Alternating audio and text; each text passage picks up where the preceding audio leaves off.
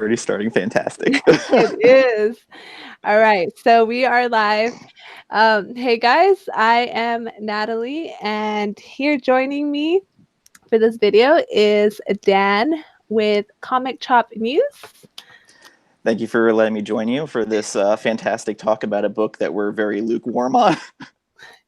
Yes, we are. We had been talking to Instagram about this book since, like, I think issue 3 or 4, and just messaging back and forth every time an issue came out. It would be like, I did a review on it, like, okay, what did you think about this? And we were just talk about the mess that was going on.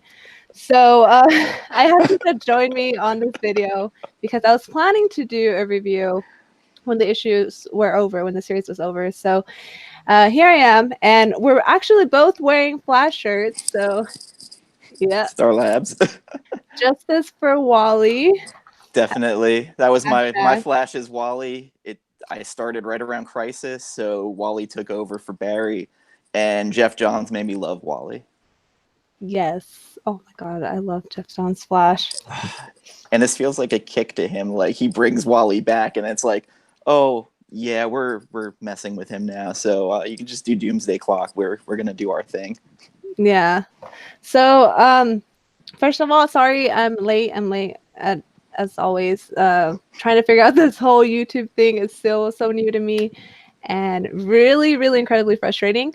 My other computer wasn't working, and then trying to set up the video and all that. I don't know. I'm a mess. But here we are. So I didn't really prepare for any of this. So to get started, I think let's see, how do you want to do this? Do you want to talk about the positives first, and then we'll go into our issues with it, or do you want to talk story points and where it went off the rails? Okay. Yeah, let's start like at the beginning. Okay. And then at what point you thought it kind of just, you know, we started losing interest and stuff, and then when you wouldn't, like, when it hit you, because there was an issue where it just hit me that I was like, okay, this is, I don't even know why I'm reading this anymore. But yeah, so what did you think at first, like when you first started reading this series? So the first issue I felt was more of the murder mystery, which was kind of what DC's marketing pushed it as, where Superman shows up just after the emergency, finding all the dead bodies. And I was like, okay, this is kind of like Identity Crisis. I really liked Identity Crisis. I know a lot of people hate it, though, because of what happened to Sue. Then issue 2 happened. I was like, okay, we're still caring a little bit. There's some out-of-character things with Batman, which has been my problem with Tom King's run on it for a bit, where, say, like, Batman gets dropped on by Harley Quinn, just stuff like that. Issue 4 or 5, the Gnark issue, is the one where I started really going off the rails. I think that was issue 4. It was issue 4 or 5. I can't remember. Ooh. And then I believe it's issue 5 or 4 or 5. I figured out that it was Wally. Where it started making sense that it was Wally, and I started kind of. Like, it became that, and wanting to see how we get there, and then getting there with this power he never displayed before, killing everyone. If anybody would have had that power blow up on them, it would have been Bart. Totally would have been Bart way longer. And then the explanation in 8 and 9, and the weird bro hug they had that made everything better. I get that it's supposed to be PTSD, but at the same time, in my eyes, Wally became a criminal. Just okay. So let me ask you this. So, I feel like Tom King had, an idea.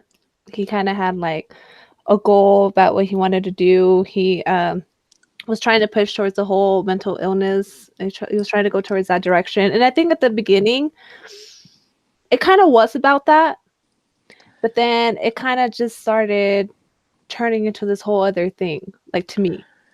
The confessionals becoming a comedy routine started in the middle issues, kind of bugged me. In the last issue, the Hal thing just blew me. Oof. Yeah, don't remind me. Yeah, The sorry. last issue, like the confessions, I feel like didn't even have anything to do with the story at that point.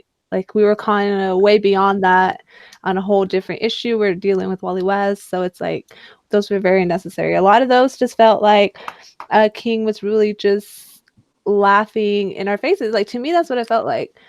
Like he didn't understand the characters at all, and they were just saying these uh stupid confessions that were just meant to be really really deep, but were just kind of a slap to the character. The end, I think it was issue 5 or 6, the Harley Quinn one, where finally someone goes there with how the Joker was beating her when she's doing that knock knock joke. Yeah. That I think was the best confessional part, where I think a lot of people dance around the fact that the Joker was abusive to her.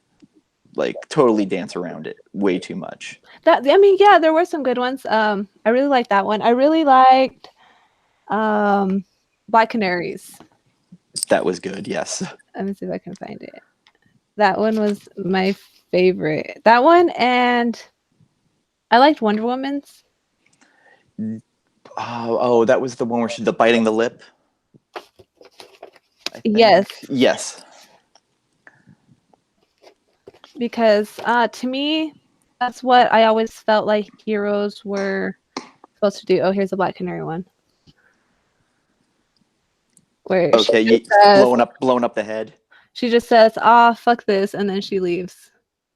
This was like my favorite one because, to be honest, that's what I would have done. So on the reread, something that kind of hit me today, and especially after seeing that article where Tom King said he didn't get to pick the characters, do you feel like this story was completely written with another character's voice in mind, but he had to use these characters? Like he had a character in mind he wanted to use, but got kind of stuck with Wally. Okay, so Dan's talking about this article where apparently Tom King says that he had kind of no choice in the characters that were given to him, that they were given to him by like the editors and stuff. So he didn't get to pick, who was it? It was like Harley Quinn, Booster, and Blue Beetle, Batgirl. Yeah. So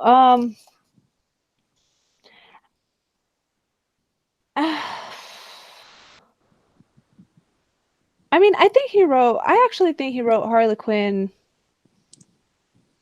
pretty good. I didn't like the part where they compared her to Batman and where Superman says, yeah, "Oh, she's as good as you." I was like, "What?" The childish dialogue and then the weird dumbing down with Batgirl where she's saying like every other word, especially in issue 7, it was a lot of likes. Like, and Batgirl's supposed to be a genius, and I just in my head couldn't, because I read so much of Gail Simone's run, that seeing her talk like that just kind of was weird for me. So I just read this comment that I Got Issue says Tom King specifically talks about how he loves Wally West and it was his favorite speedster, and he wants a miniseries to be Wally's rebirth. So my question is, okay, so Wally had a rebirth already. He came back. He was supposed to be Hope. You know, when they took him away, like for the New 52, I was like really heartbroken. I remember being like, "Whoa, wait, what did they do with Wally? What did they do with all these heroes?" And then whenever they did the whole rebirth, I was really happy. A lot of people were. But then you knew something was gonna happen, like something was going on, and that's whenever the whole Doomsday Clock stuff was happening, Dr. Manhattan. So you knew something was going on. But then he was the symbol of hope. He was supposed to be hope. He was rebirth, all that stuff. So since like what I Got Issues, like what I'm getting from like Tom King wants this miniseries to be Wally's rebirth, to me I feel like that's changing the character completely. Like what happens after this now? Like is this going to be like a darker direction for Wally West? Like I feel like it just ruined his character. Like yeah, and like, so unless he can get his family back somehow from whatever happened, how is that going to vindicate him? Because he's a murderer. He just is. It's the same thing where these soldiers with PTSD come in and shoot up places. You're still viewing them as kind of a villain in their own way, even though they're damaged after it. He's incarcerated, so how is he going to get out? And also, there's a weird thing because after Rebirth, he rejoined the Titans. Not a word about his wife, and him and Arsenal are both vying for Donna Troy's affection and like making out with her. Like it's a weird thing. His family never came up. Yeah, in this issue, he was. It showed like flashbacks to him being really affected by that. Which I mean, it's understandable. He did lose his family. He lost his children. I get it. I really do. And that's when the whole mental health illness comes in. That I see where Tom King was getting at, but at the same time, I feel like he didn't do Wally justice. Like he wrote him completely out of character. Like I'm sorry, like I don't think Wally would have ever done those things. Like him framing the two people, leaking all that private information to Lois Lane, like stuff like that. I The feel chattering teeth down Steele's throat. yeah, I it was very unnecessary. I feel like he could have turned himself in, or if he was planning to kill himself to begin with, he would have probably just killed himself. Like why did he have to frame someone else for? There is a line of dialogue I love in issue 6 or 7 where he's discussing Barry, and he's kind of letting out this resentment towards Barry, that Barry went back in time and changed something, changed the universe, and he lost his family because of it. So, I mean, I think another major problem that I had too was that, like, we know Wally was suffering, and he knows he was suffering. There was an issue where it shows him say, week 1, I'm here, and then week 2, week 3, and he's like, I didn't know it was going to take this long. So we see that he's not getting better, and with each week, he's just kind of getting worse and worse, and he's just missing his family. So I think the whole point of Sanctuary was to be there to help heroes, but it's really stupid because The VR and no humans. yes, it shows a lot of heroes not feeling like they're being helped. It showed them still stuck in that what do I do situation. I don't know who I am. Like they were still lost, they were confused, and the only heroes that got out of that, you saw that they had a friend and they actually had that other person. You hear Blue Beetle say in his confession, I've always had Booster there. He's always been the person that I can call and he'll be there. And then you see how Batgirl helps Harley, say, hey, I'm here for you. Let's do this together.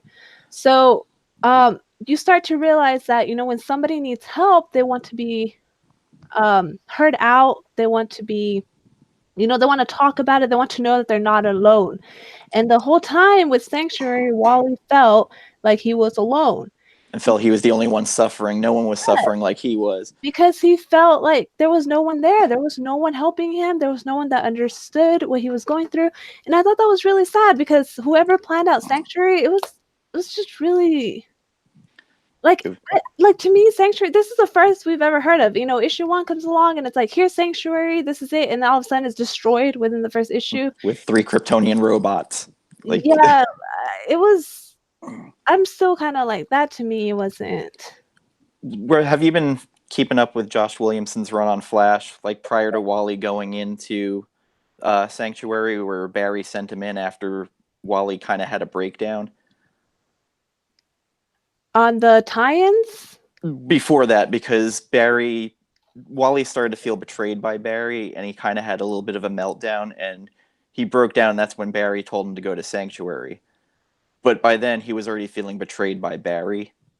And then, by the time the tie-ins happened with the Price, that's when Barry all of a sudden got very, very affected when they said Wally died, and the whole thing with Iris, which I thought was powerful, where she wrote the obituary for Barry even. No, I didn't. I haven't been reading The Flash since before I stopped reading it a while back, and then I picked up The Price. Those were the last Flash, and right now I'm just picked up the year one. That's what I'm. Yeah, there's like 3 or 4 issues where Barry and Wally were having real issues, and that's what led to him going to Sanctuary. Real issues. Yeah, like it was pretty ugly. But Williamson, I've loved his run on Flash, and The Price I thought was the emotional aspect brought to it was pretty good.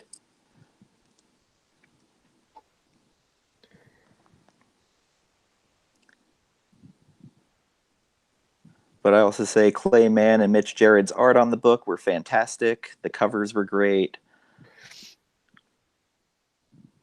The Blue Beetle Booster Gold dialogue was actually really good by King. He understood those characters very well.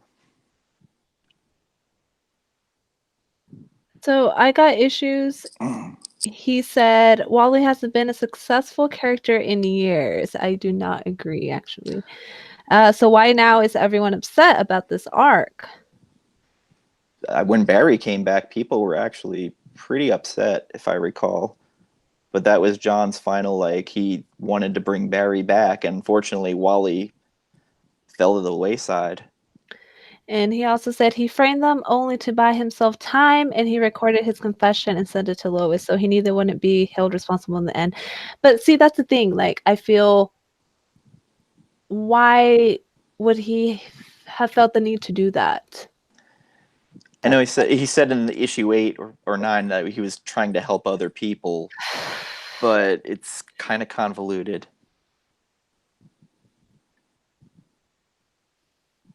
And the whole puddlers thing on the wall, I don't know. It just didn't seem like Wally, in my opinion. And they kind of raced to the end where they did the convoluted pseudoscience answer to everything with the time travel and the weird Booster Gold birthday story with getting the clone body. Okay, so yeah, let's talk about that then. Last issue, the way it like just ended, I felt like was very rushed, and I just felt like it was all a big joke. Like, I felt like to Tom King, like he just thought it was, I don't know. That's all whenever I would read it, it just felt like it was a big joke to King with everything.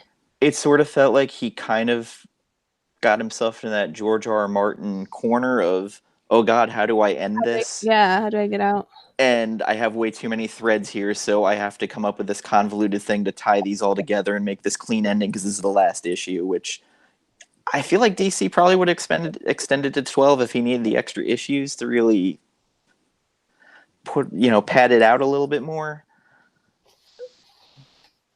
Probably would have given me a lot more to talk about because Tom King is so hit and miss with me. I hated the way it ended because,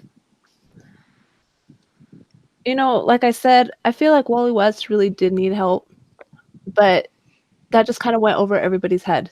And going to jail really helps. Getting kicked in the groin by Harley also probably really helps. Yeah, and just the fact that Booster and everyone was just kind of like, hey, it's okay, like we understand, like, oh yeah, heroes before bros or whatever. Yeah, that was really stupid because he committed a lot of crimes and he did a lot of and it wasn't even, yes, it was accidental, but like I said, it's what he did after that was the real crime. So for them to just be like, hey, like, don't worry, it's all good, like, the cover-up's always worse than the crime.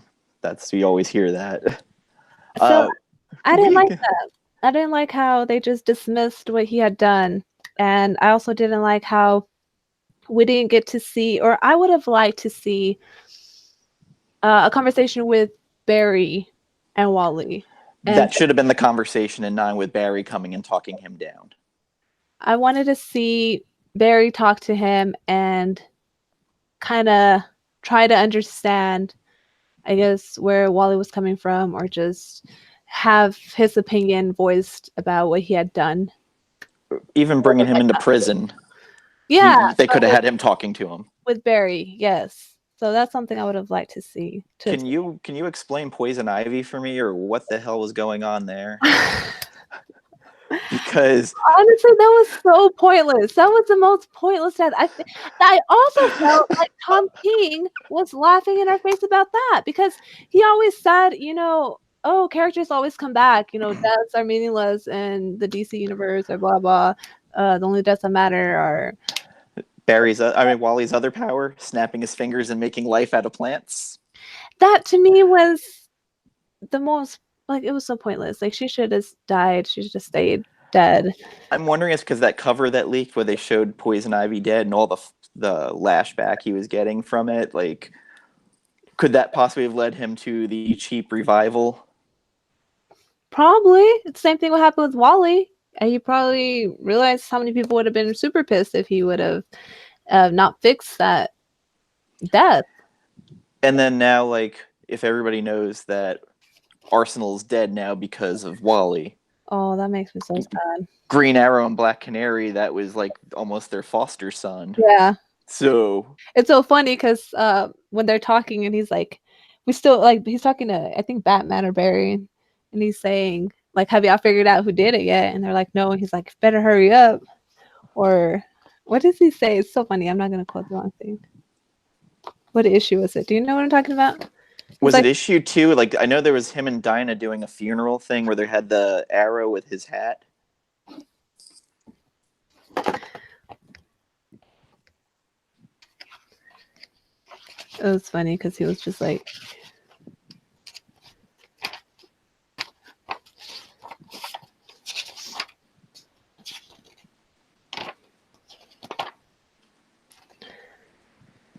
see, and here's Diana's confession.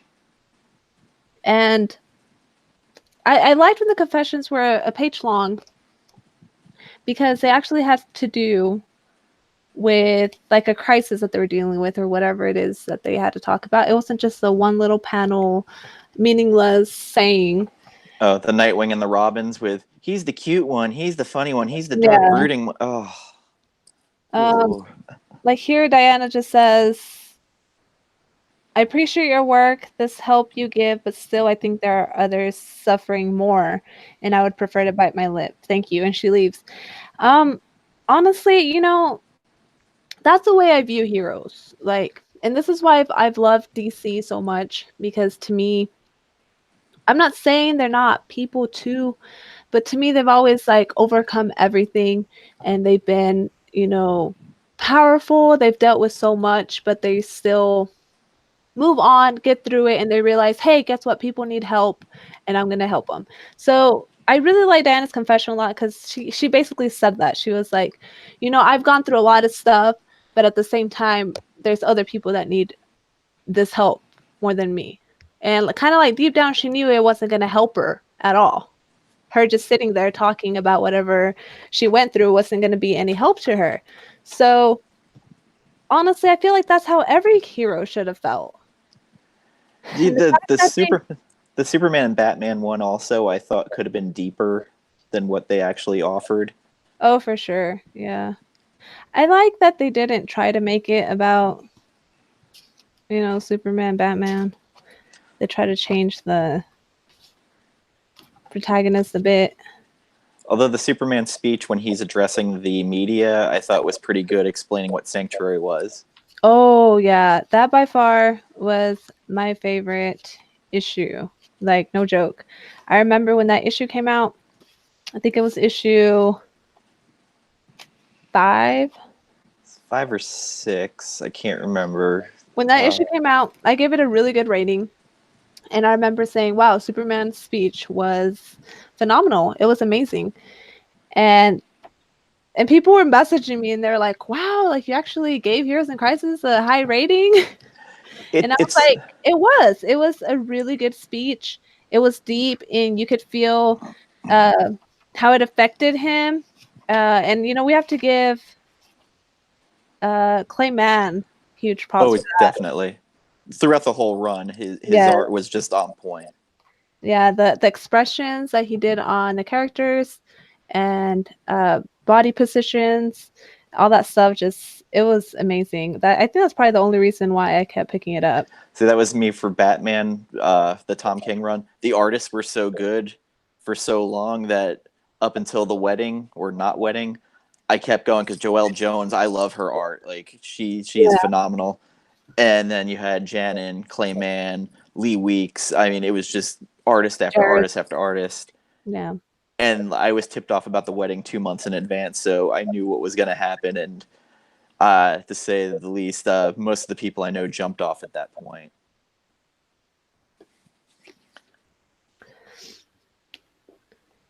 What was it?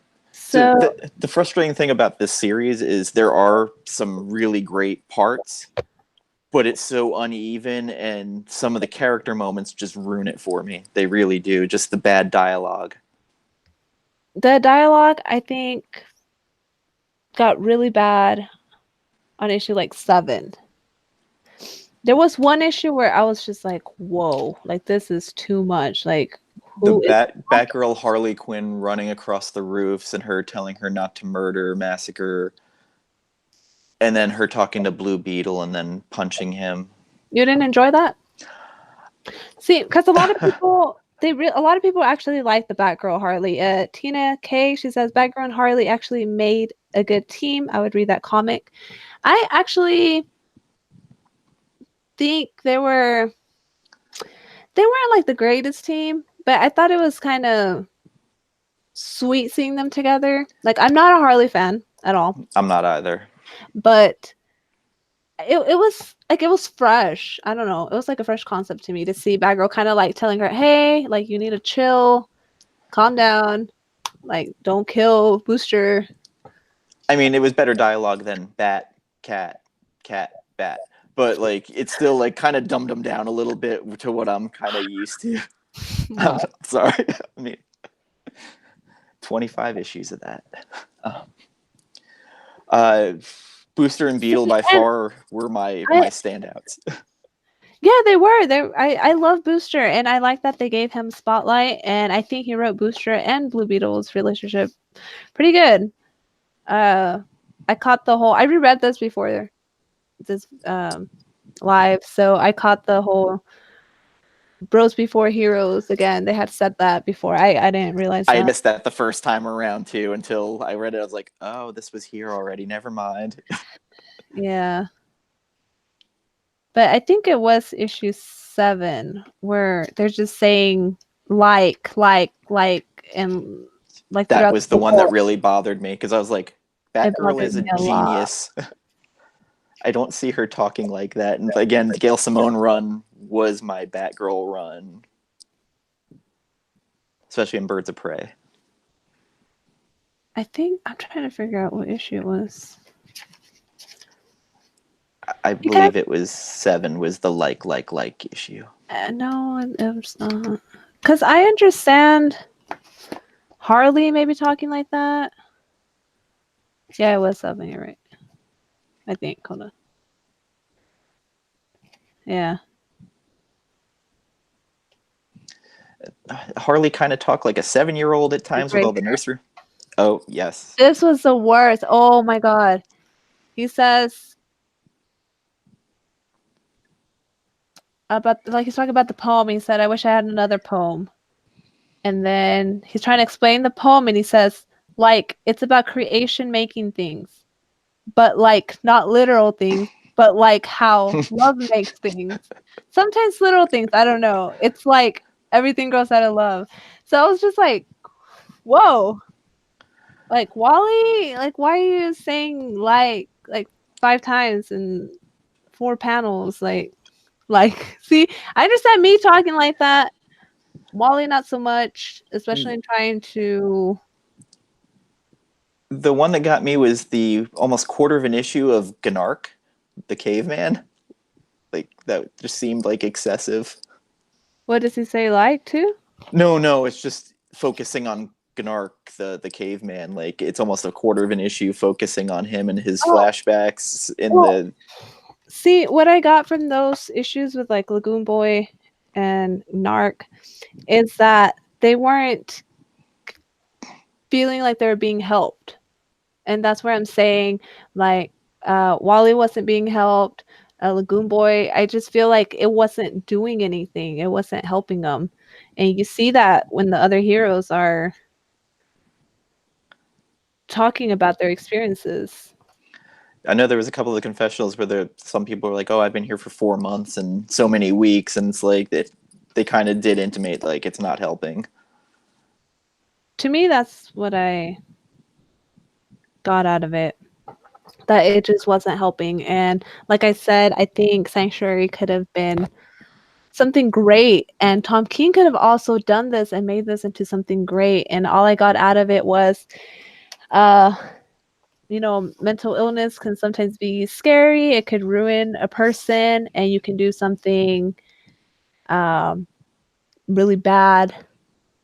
And there's no help for you. Or even if you try to get help, it's not gonna help, if that makes sense. I mean, I saw a lot of people online talking about its further stigmatization of mental illness, and maybe he should have done what some other writers did and get an actual psychiatrist or someone there to, help a little bit more with the writing and the research on it to maybe make it a little bit not as this person became a killer because of this mental illness or such.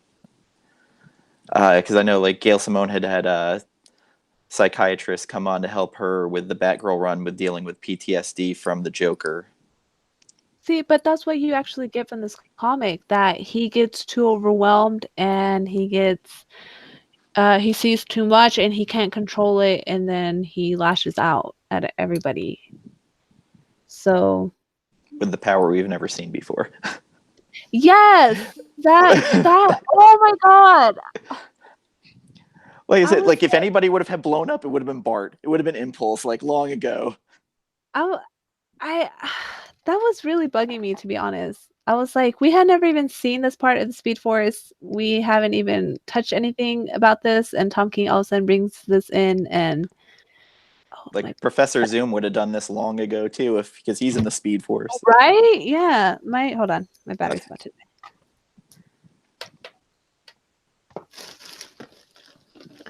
You can keep talking. I'm just playing. Oh yeah.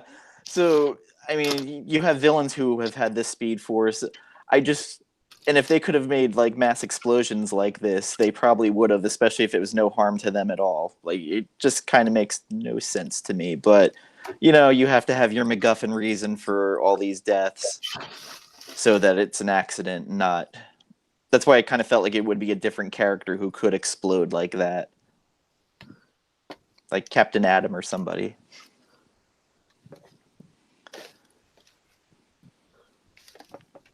Oh, there was something else. There was another character in here I didn't think was served very well. Batman kind of came off like an idiot in this quite a bit. What, because he got taken down by Harley Quinn? Sort of, like, and then, like, I know they explained it later on how, Wally knew exactly how him and the Flash were both going to investigate this crime scene, so he knew how to, set it up so they both thought it was different people. Oh, yeah. Which I can understand him knowing how Barry would, but how would he know what Batman would do? But again, it's the little inconsistencies I think we're just used to Batman being Batman and solving everything because he's Batman. Well, I don't need the Bat God. Like, I've had Grant Morrison's Bat God to death, but like, I like the at least sure of himself Batman and not the unsure of himself or his sanity that we've gotten.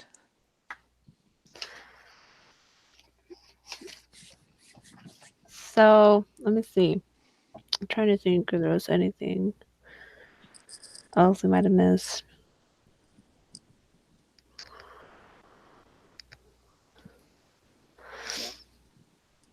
So was there a favorite part that you had? By far. Or did you just really hate the whole series overall? As a series, on my second read, like I was way down on it the first time I finished, so I think I put it as a 2 out of 10. But I said because of Clayman's art and Mitch Gerads, what he chipped in, I think I had it as a 3. I'd say it's more middle of the road, like a 5 for me now. I definitely have problems with it, but my favorite definitely is Superman addressing the media. the Blue Beetle booster parts, and weirdly, the part where in the confessional, which for some reason the first time around I didn't catch it, where Wally's resentment towards Barry kind of came out. Because, I mean, this is the guy, even when Johns was writing him, he was always in the shadow trying to be as good as Barry was. He always has. I mean, he learned everything from Barry. Yeah. So that's one of the, like, things I really liked. And then, again, the Harley part where she actually starts talking about how the Joker abused her. Because it annoys me to no end when people, like, put, oh, I'm Harley looking for my Joker. I was like, really? Like, that's kind of weird. Yeah. I like seeing Poison Ivy actually trying to help her. It's like, see, that's what I'm saying. They had that person. Like, you know, Pam, like she had Harley Quinn and Harley Quinn had Poison Ivy. Like they were helping each other out. You know, Harley Quinn wasn't supposed to be there. She was in in Poison Ivy's own, what's it called? Like that room thing they did? The hollow deck kind of thing. Yeah, but at the same time, she was trying to make her feel better, and they had a huge. When they kill all the Jokers. Yeah. So see, that's the other weird thing is that Harley snuck in there. She wasn't even supposed to be there. Yeah. They said that many times. I'm like, how like secure is this place if she could just kind of wander in? So I think that's what should have been more like emphasized on the whole. You need help. Someone's gonna, like, you have other people there to help you. You have your family, you have your friends, and you're not alone. But then they should have just not made it to where you can just catch that, but that should have been like the main focus. That there probably was a way to do it, but that's what I'm missed saying. Opportunity. I just feel, yeah, like Tom King, he could have been talking about mental health like he wanted to.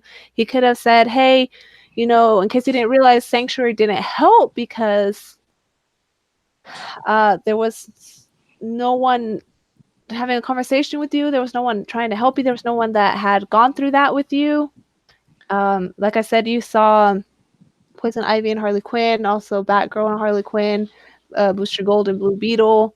So you see that partnership and friendship. Do you feel they left it vague on purpose so everybody can kind of make their own interpretations? A little bit, like, I feel like a lot of people kind of project their own feelings on this ending, because I've seen people have their take on the ending way different than mine. And it is kind of a vague ending, like a choose your own ending kind of thing, where you kind of are making up how you see it ending. I think it has a lot to do whether you know these characters or not, or you just jumped in and read the series as is now. Like, I know a lot of people that don't know about Wally's past or anything, and they might see it differently because this is the Wally that they're going to see, and this is the Wally that they're going to know. Yeah. And there's also the people that have, you know, loved Wally or known him and realized, hey, this isn't what this character would have done or how he would have acted. So a solid epilogue would have helped a lot, I think, like just to kind of give closure to it, or like an appendix with Tom King explaining the book. Well, you know, if you have to do that, honestly, you didn't do a good job in telling your story, honestly. Yeah. And like you said, a lot of people might have taken it, like had a different take on it, but that's kind of lame, to be honest, because it shouldn't be like that. I don't think it is. And I think it has a lot to do, like I said, with how much you know about these people's stories or these characters, because Tom King can just come in here and say all these things and change everything about the Speed Force and Wally and mental health and what these people are suffering through, like he has been writing them for years. That kind of made me a little upset, because do you want him continuing Wally's story in that miniseries, or do you want someone else writing it? No, I feel like, you know, the character of Wally West is already damaged. It's a ruined character, and what happens next with Wally will be darker, and it will just be a very different direction. He's Jeff Johns gets him though. I'll buy it. I know I will. Like, I'll have to. Oh, it was Jeff Johns. Oh, of course. Yeah. Oh, he'll fix it. He will fix Wally again. I promise you that. Dr. Manhattan will snap his family back. Done. Yes. There we go. That should fix everything, right? Which that's a whole other book. Like, I can't wait till that's done to really dive into. True. Oh my God. Clock has been amazing. This last issue of Doomsday Clock, wow. I was just like, I love it. It was very like there was just like so much stuff happening at once that connected so many other things, and you could just tell it was an actual very deep the jumps and everything worked perfectly. You had to connect everything, and then just how it all made sense with the whole DC universe and everything. That we got to New 52 Superman, like crazy. Yes, that was really great. So and Gary Frank's art is I'll wait as many months as I need to get that. Like it's beautiful. That's the only thing I hate, honestly. That the wait. Yeah, you get so lost in between issues. I always do, and I'm just like, hold on, wait, what's going on? But at the same time, each issue, you're just like blown away. I am. I am too. The Mime and Marionette, like if they don't get a series after this is done, like I'll be really disappointed. Yeah, they are great. And again, like once that series is done, I will gladly come on with you and discuss that to death. I'll have to read all 12 in a row to get fresh, but like I want to know more about her son and all that. Yeah, because they said that he becomes someone great.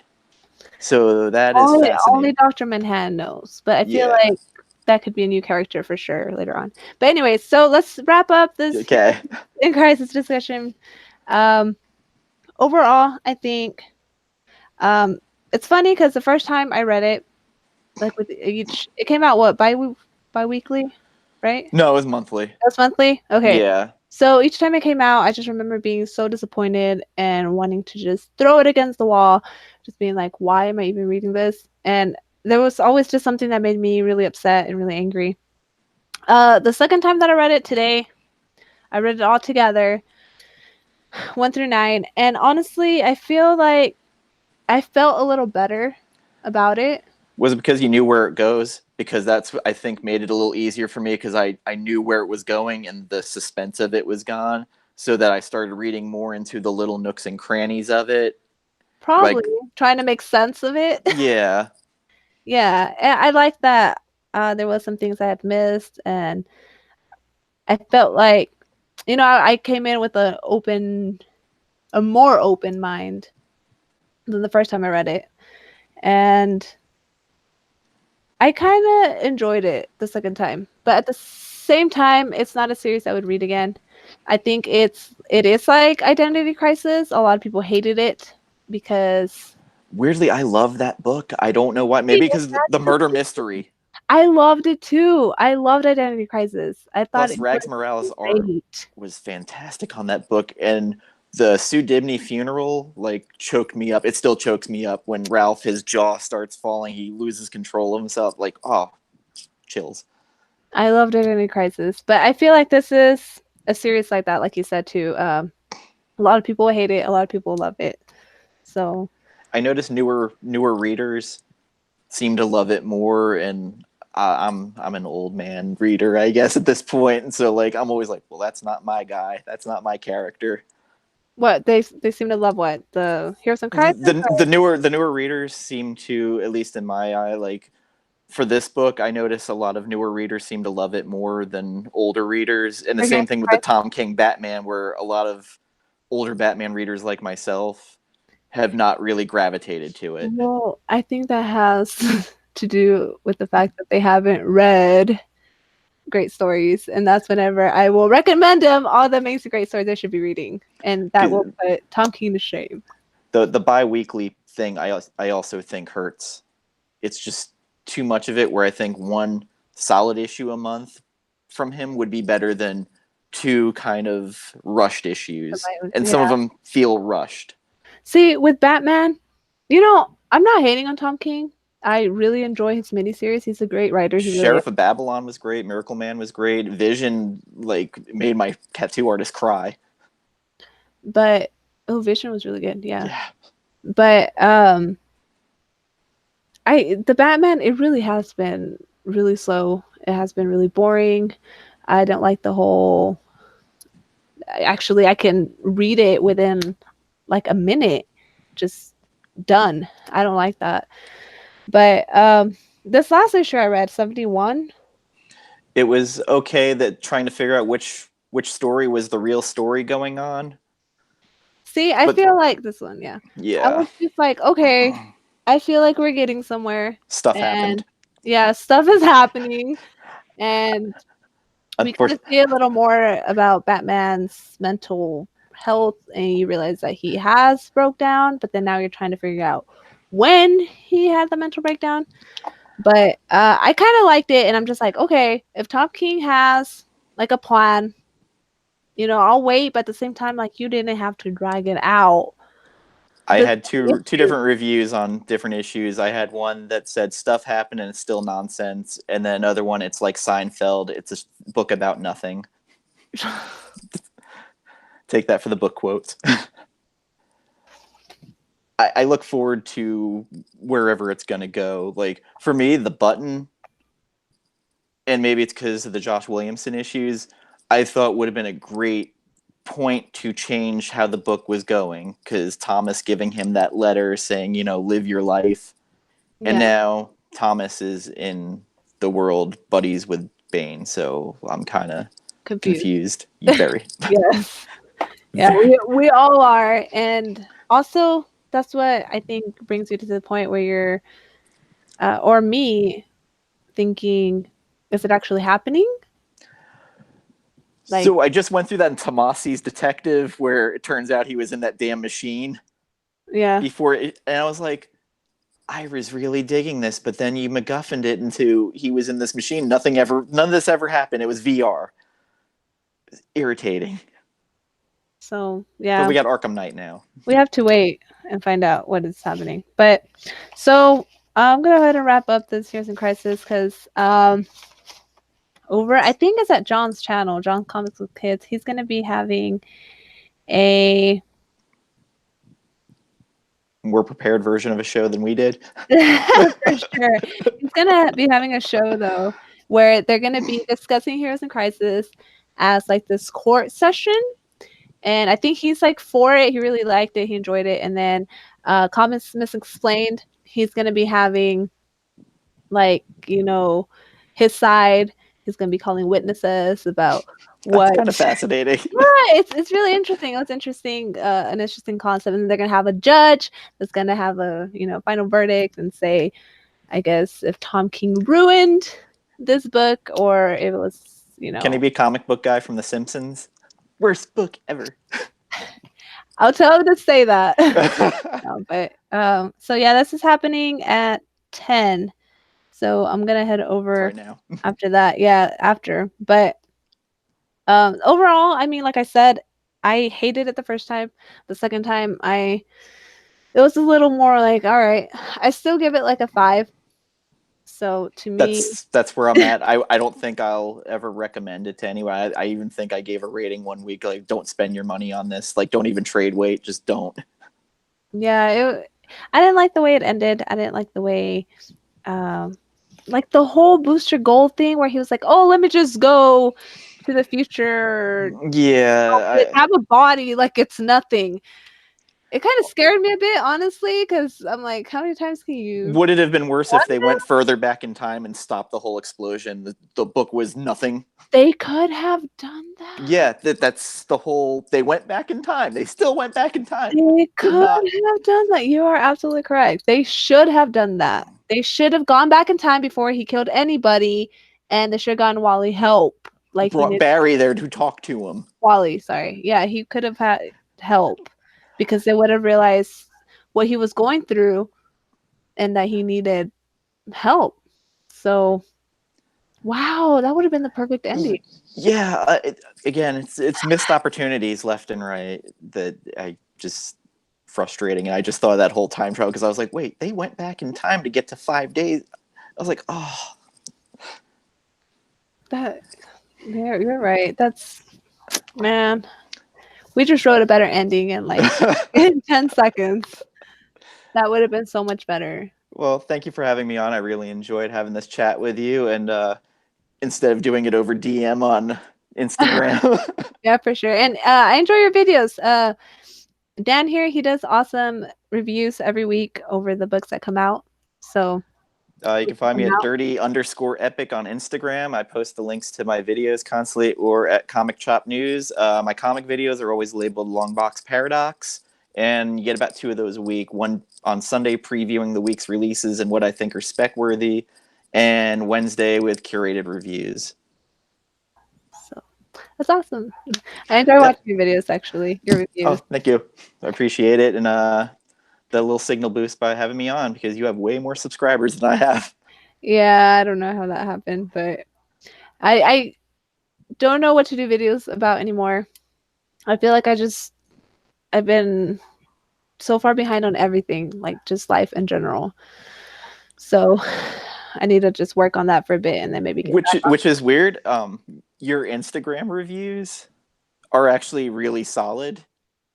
Like, I like how you do those. So you could even just take the pictures, screen caps of those, and do a quick video with you kind of talking about them, then just kind of have it show your actual text Instagram videos across. Be something that but that's what I'm saying. Like I don't have the time to do all that. I don't know anything about like editing or any of that. It took me like 20 minutes to set up this YouTube thing. So all I use is iMovie. It just goes right to it. Even that, I mean, I'll figure it out maybe someday if I have time. But yeah, a lot of people say they enjoy those reviews, which is it's good to hear, actually. Yeah, I mean, especially that Green Lantern #7.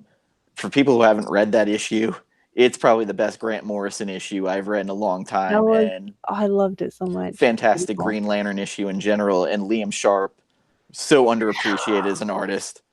But so seek out that issue even if you're not a Green Lantern fan, because it's probably the best science fiction story that can be told with a Green Lantern that has been since Johns left, but with that Grant Morrison twist. Yeah, it was actually really. But I'll let you. It was really good. It was sorry. Yeah, it was one of my favorite issues. Whenever I'm reading an issue, and it's like I have to talk about it, I will post it on my Instagram. Like if it's something that I'm just like, wow, people have to read this, I'm going to review this right now. And I do that. And I did that with Die, and I did that with Green Lantern. Oh, Die. Ooh, that's so good. Oh, yeah. So, yeah, if it's an issue that I have to have people read, I will do a review on it as soon as I read it. But other than that, I will post like quick reviews on my stories. Yeah, if you ever hear me on my review say someone texts me at 2 a.m, just know it's going to be bad, because it's usually about Batman or something. Because I'll have people who get them ahead of me who are in Europe, and they're like, hey, just so you know, I want to stay away from Batman this week. It might irritate you. I was like, well, now that you've texted me, I kind of have to read this. That's funny. You know, with this last issue, with the whole Hal Jordan panel, I know someone that gets their issues like I think 5 days before, and because he does reviews like on a blog, and he messaged me that Saturday, and he goes, hey, can I share something with you? And I was like, sure, like comic book related, right? And he was like, yeah, duh, of course. He's like, just promise not to show anybody. I'm super pissed. And I was like, what? So he sends me the Hal Jordan panel, and alongside a few others.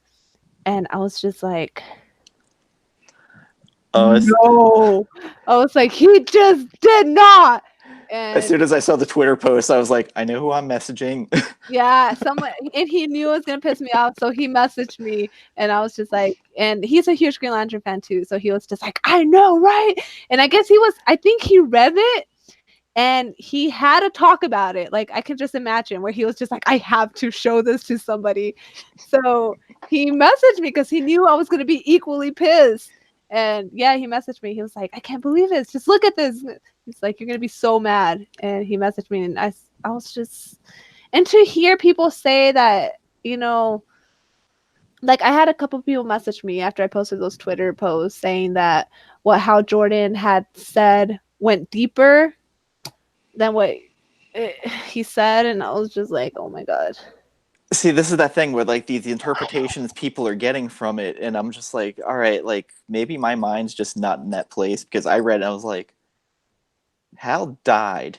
He came back. He basically was a willpower being for a while. Like He forged a ring from sheer willpower. Like, yeah. it's I don't know, but I thought that was funny that I got Like if it was that. Kyle Rayner saying it, I probably would have been like, What Kyle Rayner said, that was so stupid. It was in Spanish. I saw it. I'm like, well, I don't even know what this is, so I'm just gonna keep It passing by. didn't even make sense in Spanish. Like, I know Spanish, and it didn't make sense. I was like, what? Yeah, it was bad. The confessions in the last issue were pretty bad. Like, I thought the first confessions were a little like all over the place, but now The that ones at the ending after Sanctuary reopens were actually fairly decent. Sanctuary reopens. That's what I got at the last confessions. What? Yes. Yeah. No. I just finished issue 9 before we got on, so. So, okay, that's just gonna. But I know you got to get to your judge thing, so I will. Yeah, I thought those were just like old recordings or something. Maybe I don't know. Like I got out of it. See, this is what I'm talking about, the interpretations of like this, because I was like, maybe it's back open. Like That's stupid.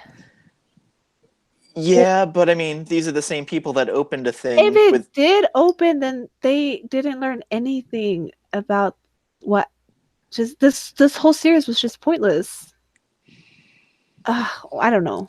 I'm gonna have to read it a third time. Just the last 3 pages. That's all you really need to read. So I'll leave you on that. Yeah, sorry. No problem. So, I know. It was great discussing this. Yeah, definitely. Yeah. It was great talking to you outside of Instagram. And sorry. Yeah. Same. If you ever need someone to talk again, it's the Sunday night. It's my night off. So. Sorry, it was all over the place. But oh no, it's fine. I'm kind of that type of talker. I can jump around as much as possible. Actually, I was scared that you had a format at first because I was like, oh boy, like no, I kind of have notes. I'm not prepared, but sorry. But it was great having you, and it was great having you. Yeah, thank you, and hope nobody like fricassees me in the comments because of my thoughts on this, or you either. But so, all right, guys. So. All right. Thanks for joining me. If you did, I didn't get to a lot of the chat, so sorry. I'll rewatch it and DM y'all or something. But thanks for everyone that did watch it. So it was nice having y'all. Okay. Bye-bye.